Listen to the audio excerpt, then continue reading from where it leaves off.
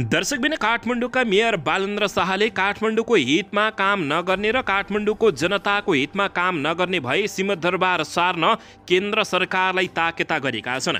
काठमाडौँ महानगरपालिकाका मेयर बालेन्द्र शाहले केन्द्र सरकारलाई काठमाडौँको हितमा काम नगर्ने भए सिंहदरबार अरू पालिकामा सार्न सुझाव दिएका छन्। सामाजिक सञ्जाल फेसबुकमा स्ट्याटस लेख्दै काठमाडौँका मेयर बालेन्द्र शाहले काठमाडौँको हितमा काम गर्न आग्रह गर्दै त्यसो नगर्न नसके सिंहदरबार अरू पालिकामा सार्न वा राजधानी पनि अरू पालिकामा सार्नु सक्ने बताएका छन्।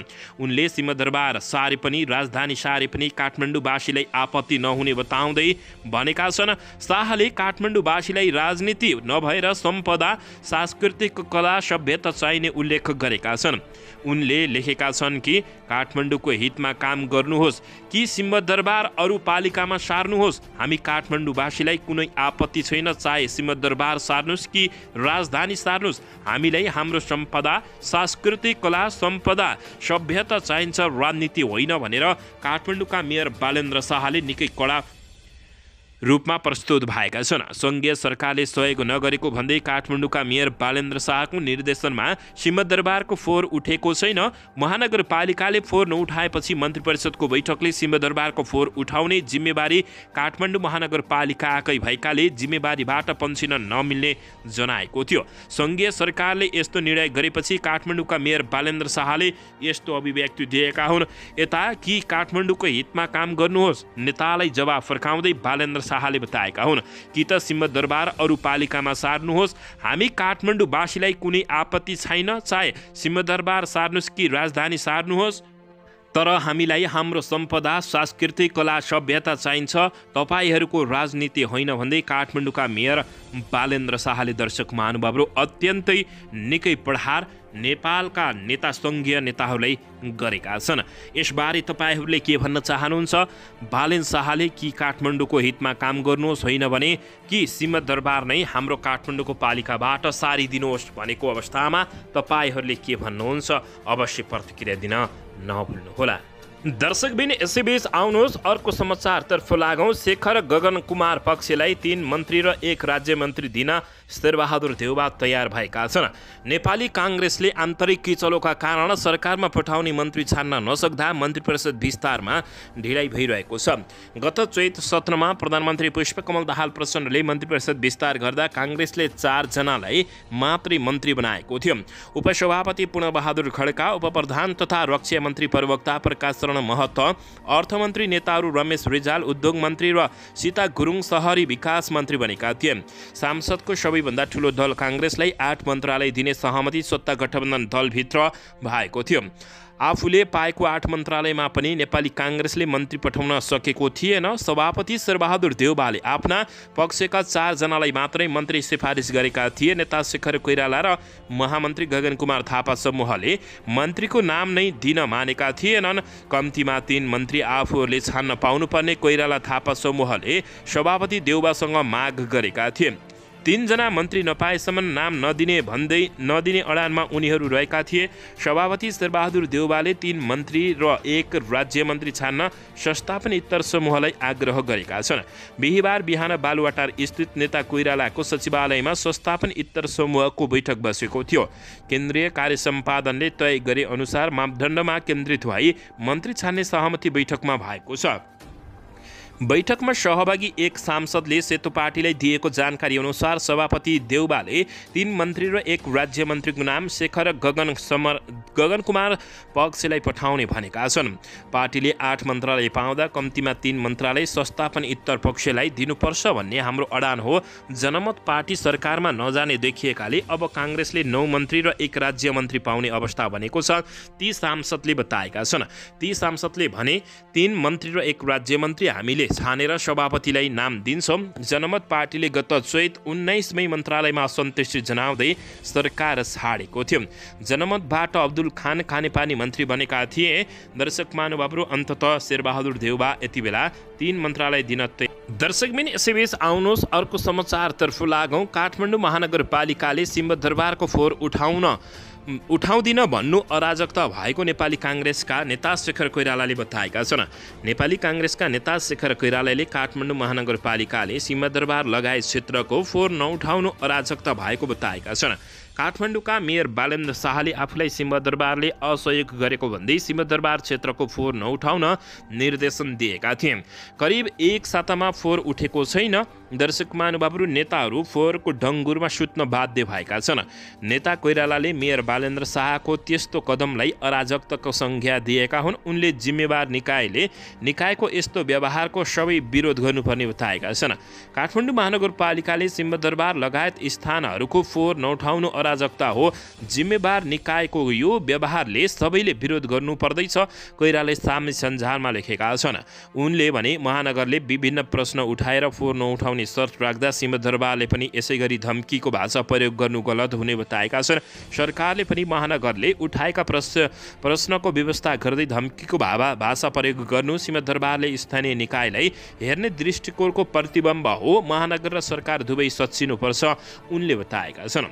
दर्शक महानुभावहरू, अन्ततः काठमाडौँका मेयर बालेन्द्र शाहले आज मात्रै भर्खरै बालेन्द्र शाहले कि काठमाडौँको हितमा काम गर्नुहोस् कि त तपाईँहरू काठमाडौँमै नबस्नुहोस्, सिंहदरबारलाई बाहिर लैजानुहोस् भनेर नेताहरूलाई एक गर्दै अर्को हुँदै चेतावनी समेत दिएका छन्।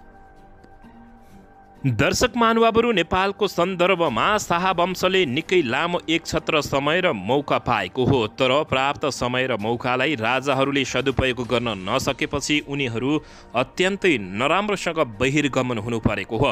उनीहरूमा नागरिकप्रति कर्तव्यबोध वा जिम्मेवार देखिएन। यसै गरी राजनीतिक दलहरूले उल्लेखनीय मौका पाएर पनि अब यो देशलाई उँभो लगाउन सकेका छैनन्, तर यसको आत्म स्वीकारोक्ति पटक्कै नदेखिएको अवस्था रहेको छ।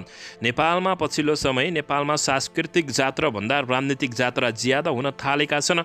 जात्रा शब्दले आफैमा बहुआयामिक अर्थ बोकेको हुन्छ। यो सकारात्मक र नकारात्मक दुवै हुन्छ। सांस्कृतिक जात्राले धर्म, सांस्कृतिक परम्परा र पहिचानलाई प्रतिबिम्ब गर्छ र राष्ट्रिय सम्पदाको जोगर्ना हुन्छ।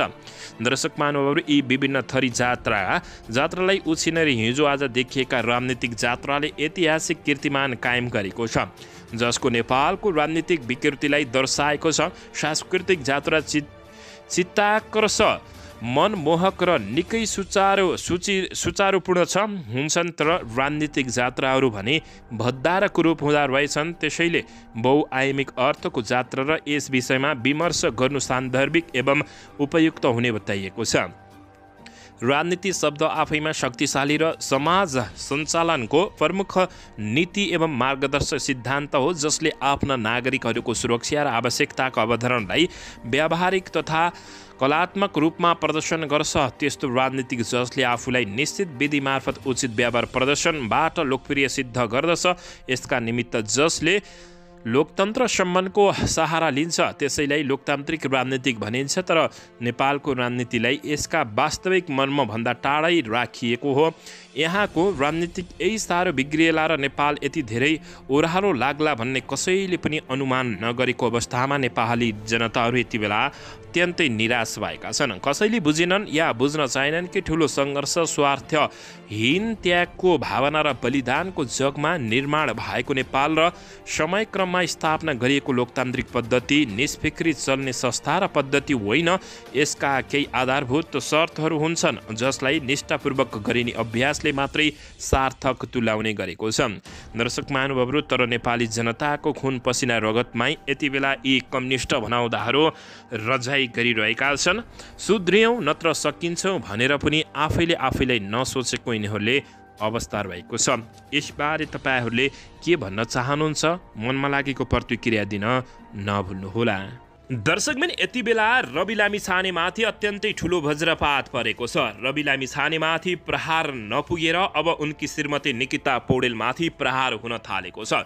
दर्शक महानुभावहरू, यसैबीच अझै राष्ट्रिय स्वतन्त्र पार्टीका 3 जना सांसदको अडियो सार्वजनिक गर्ने दुर्गा प्रसाईले चेतावनी दिएपछि निकै ठुलो हङ्गामा राष्ट्रिय स्वतन्त्र पार्टी तथा देशको राजनीतिमा परेको छ।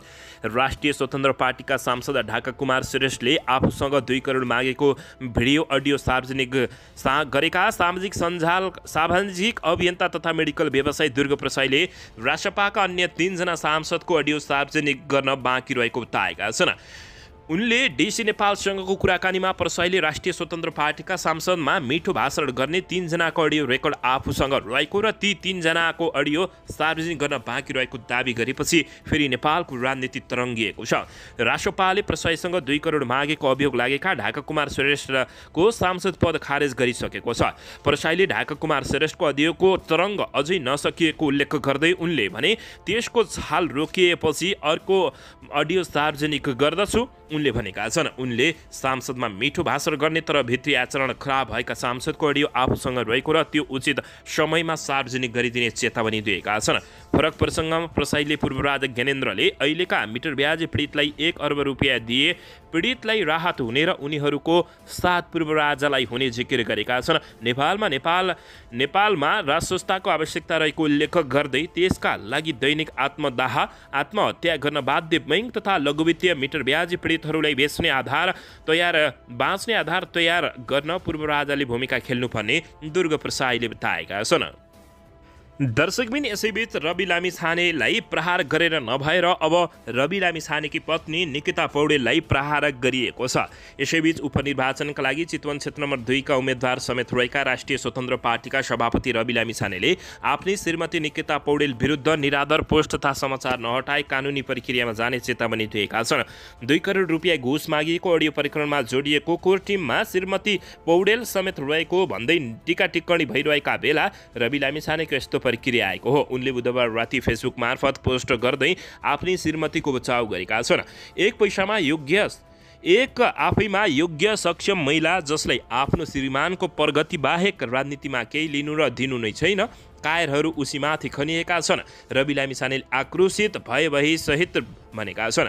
बिना आधार प्रमाणका कायरतापूर्वक गरिएको आक्रमणको हिसाब मैले राखेको छु र राख्नेछु उनले बताएका हुन्। रवि लामिछानेले बिना कारण बदनामी र तनाव लिनु परेको प्रति कायरहरूको तर्फबाट आफूले श्रीमती निकिता